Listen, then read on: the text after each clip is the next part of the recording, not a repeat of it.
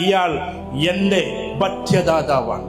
ദൈവമാണ് നമുക്ക് തരുന്നതെങ്കിലും അതിന് നിമിത്തമായ ഞാൻ 4 നേരം ഭക്ഷണം കഴിക്കുന്നത്, എന്റെ മക്കൾ നല്ല ഉഷാറായി കഴിയുന്നത് ഈ മനുഷ്യന്റെ ഏറ്റവും ശക്തമായിട്ടുള്ള വിയർപ്പുകളാണ്, ഈ മനുഷ്യന്റെ കണ്ണുനീരാണ് എന്ന് ഓരോ ഭാര്യമാരും എപ്പോഴും ചിന്തിച്ചുകൊണ്ടേയിരിക്കണം. ഞാൻ അവരെ പ്രൊമോട്ട് ചെയ്തുകൊണ്ട് പറയല്ല. ഈ സാധുവിന്റെ ഓരോ നൊമ്പരങ്ങളും നഷ്ടങ്ങളും അയാൾ ചിലപ്പോൾ അങ്ങോട്ട് പേയ്മെന്റ് ഉണ്ടാകും, ഇങ്ങോട്ട് പേയ്മെന്റ് ഉണ്ടാകും, അതിനുവേണ്ടി ആളുകൾ വിളിച്ച് ചോദിക്കുന്നുണ്ടാകും.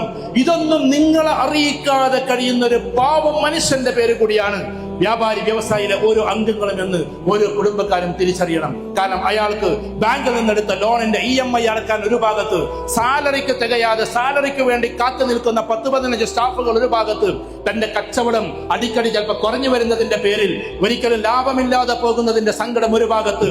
എന്നാലും വീട്ടിലെ മക്കളെ ചോദിക്കുമ്പോ, ആ മക്കൾ എന്തെങ്കിലും ആവശ്യപ്പെടുമ്പോ ഒന്നും ആലോചിക്കാതെ കൊടുത്തിട്ട് നെടുവീർപ്പെടുന്ന ഈ പാവം പിതാവുണ്ടല്ലോ, നിങ്ങളുടെ പ്രിയപ്പെട്ട ഭർത്താവുണ്ടല്ലോ, അയാളെ സമാധാനത്തിന്റെ വാക്കുകൾ പറഞ്ഞിട്ട് നിർത്താൻ നമുക്ക്